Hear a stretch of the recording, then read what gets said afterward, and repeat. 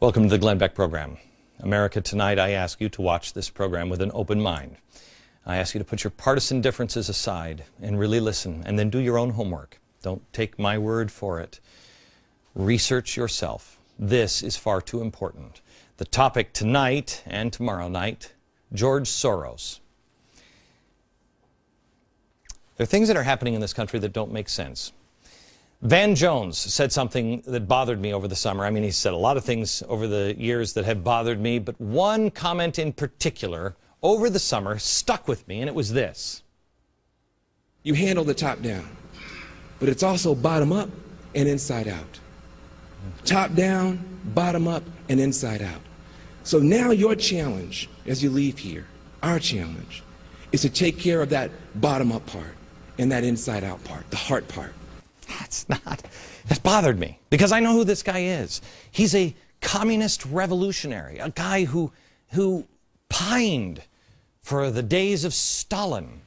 The Iron Curtain went down. Something's wrong there. Well, it really bothered me until recently, when I started looking into all the George Soros connections and the size and the scope of his reach. And let me tell you something. I said to you, read up on George Soros.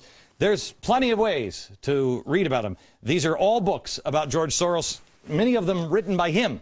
So there's no shortage of information, and read them. Read them. The comment doesn't bother me anymore. I understand what it means, and that's why that comment now frightens me, and I will put it into perspective tonight and tomorrow. Pull back the curtain and reveal what that actually means, and it will terrify you.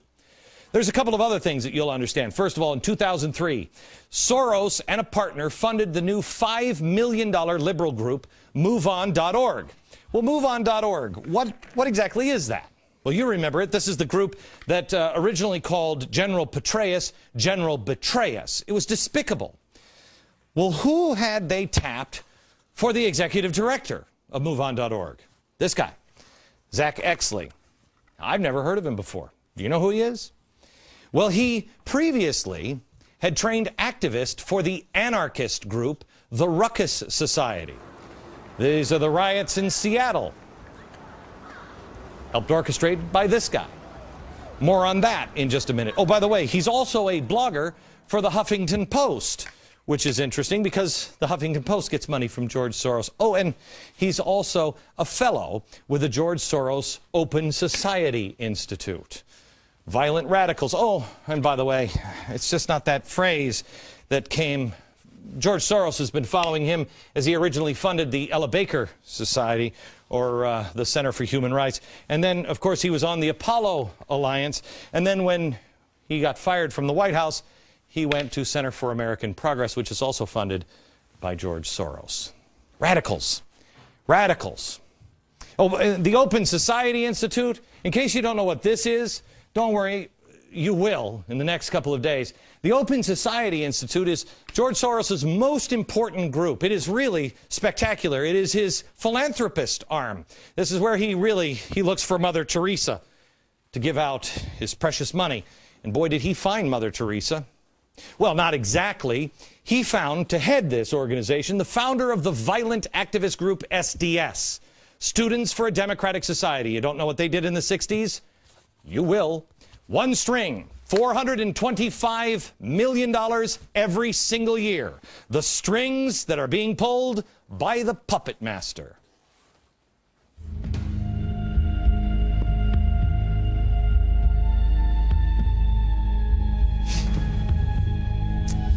Hello, America. There are a few working parts to a puppet show. There is the puppet master here. There's the stage. There's the audience. There are the strings to each puppet. And then there's the story. But there's also why. Why is the story? Why is the show happening?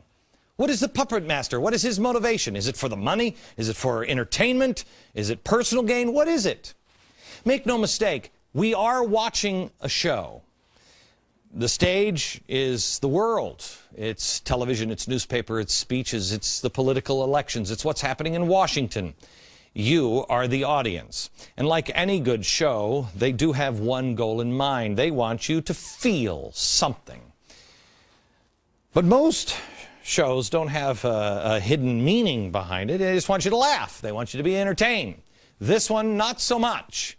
At the end of the show, you have a choice to make. They want you to get up from your seats. Of course, they have in mind what they are planning on you choosing, and they are just using this stage to try to make the case and convince you of it. It's really propaganda. Here's the propaganda book. Here it is. This is actually from one of Wilson's. Nasty, nasty guys. This is the book that I've told you before on propaganda that Hitler used. Goebbels. I just want to show you in propaganda, this is D. Now, this is what's taught in schools. D. Democracy is administered by the intelligent minority who know how to regiment and guide the masses. That's great. This is Edward Bernays. Let me give you the whole quote here. He says, the conscious and intelligent manipulation of organized habits and opinions of the masses is an important element in a democratic society. Those who manipulate this unseen mechanism of society constitute an invisible government, maybe almost a shadow government, remember that, which is the true ruling power of our country. Do we have a shadow government? Answer it now, remember how you answer it, and then answer it again after today's show and tomorrow's show. The question is, do we have a shadow government? And if we do, who are those intelligent minority that is guiding us through? And where are they guiding us to? If you skip past all of the puppets and the strings, if you stop looking at the puppets themselves, you have to see who's behind the puppets. Who is choosing the puppets and the players? Who's the puppet master? George Soros. Now, I am sure that this will be called a conspiracy theory, and quite honestly, a year ago, 2 years ago, I wouldn't have believed it myself. But it is right out in the open. I encourage you, do not take my word for this. Do your own research, and don't go to conspiracy websites or anything else. Go to his own books. Go to the biographies written about him. Go to things that are well documented, like 60 Minutes, things that are well known for their accuracy. We have all of the materials that put this show together at glennbeck.com and in my free email newsletter. I want you to see the footnotes on this program. Do not take anything I say as gospel tonight. I want you to decide for yourself. I want you to question with boldness. Is George Soros a man who says, yes, you will be perfect and you will be perfect? Is he really a puppet master? And if he is, how does he control? How does he control? Well, let's start with this. Let's just take a couple of examples here on what George Soros has said and then see if there's any connection to anything. Soros spoke at Columbia University. He talked about an urgent need for campaign finance reform. I want you to remember, questioning our elections is important to George Soros. You'll understand in about 20 minutes. Well, he wanted to have campaign finance reform. He thought it was important. He spoke at Columbia University about it. Well, Open Society, his little group, Open Society, started by the guy with SDS, it was one of only a handful of groups who spent $123 million to push finance reform. Soros, quote, said, do something about the distortion of our electoral process by the excessive use of TV advertising. So he wanted to make sure that lies couldn't distort things. Well, it wasn't long after that speech at Columbia University that, lo and behold, Senator Russ Feingold, a progressive, and a few months later, with John McCain, a Republican progressive, came with a proposal in hand for what would eventually become the McCain-Feingold Act. The irony, if it is that McCain-Feingold ultimately led to the explosion of 501c3 groups, which can advertise at will. 501c3 groups.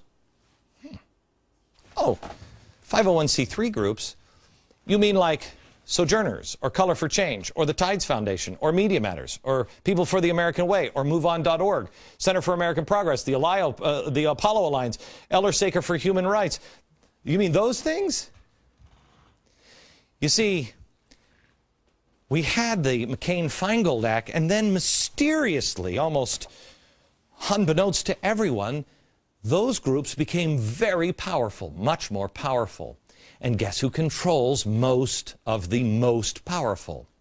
George Soros. George Soros, in the aftermath of 9/11, talked about police action as an alternative to war. Now, did anybody pick up on that? This is what he said. War is a false and misleading metaphor in the context of combating terrorism. Crimes require police work, not military action. George Soros. Here he is, the Democratic candidate for president, adopting crimes require police work, not military action positions. What we've learned is that the war on terror is much more of an intelligence operation and a law enforcement operation. The war on terror is far less of a military operation and far more of an intelligence-gathering law enforcement operation. And that's what we have now in our office. Starts with George Soros. Days after President Obama was elected, George Soros again set the agenda. He said, quote, "I think we need a large stimulus package which will provide funds for state and local government to maintain their budgets because they are not allowed by the Constitution to run a deficit. For such a program to be successful, the federal government would need to provide hundreds of billions of dollars. In addition, another infrastructure program is necessary. In total, the cost would be between $300 and $600 billion range." Well, what was on the first thing on his agenda? The $787 billion stimulus bill. Gee, I remember this, and I remember saying at the time, who wrote this? It was too complex. It was too early in his, oh yeah, that's right, the Apollo Alliance. Where does the Apollo Alliance come from? The Tides Foundation. And where does the Tides Foundation get a lot of their funding? George Soros. Soros also heavily promotes green jobs and cap and trade. Also, days after Obama was elected, he called for a new energy bill. "I think this is a great opportunity to financially deal with global warming and energy independence. The U.S. needs a cap and trade system with the auctioning of license for emissions rights. I would use the revenues from these auctions to launch a new environmentally friendly energy policy that would be yet another federal program that could help us overcome the current stagnation." Well, Congress introduced, but you stood up. You said, "I don't think so." The audience started to revolt. Cap and trade failed. Now, through Freedom of Information Act, we find out that the Department of Energy and the EPA actually coordinated their response to damning reports on green jobs from Spain with the help of George Soros and his Center for American Progress, which gets their funding from here, George Soros.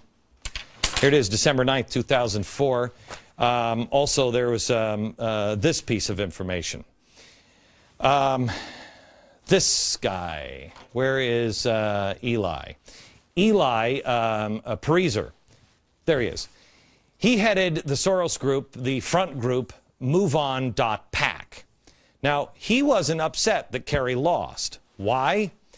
He explained this in an email. This is important that you understand. Quote, "In the last year, grassroots contributors like us gave more than $300 million to the Kerry campaign and the DNC and proved that the party doesn't need corporate cash to be competitive.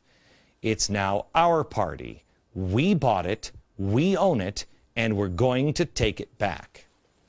Do you understand what just happened?